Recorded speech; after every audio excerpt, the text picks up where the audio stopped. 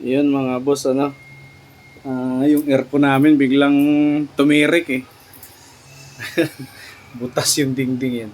Biglang tumirik yung aircon namin. Ayaw umandar yung itong pan na to. Ayaw umandar. Ito lang ang sira. Baka mangyari sa inyo, pwede itong pacheck nyo muna to. Kasi pag tumawag ka muna ng aircon technician, medyo malaki ang singil eh. Yan, dito yan nakalagay sa loob.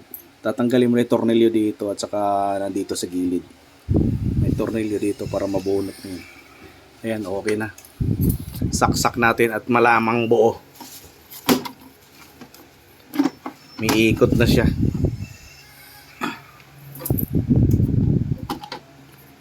Yan. Ayun oh. Ayos na. Nakatipid na naman.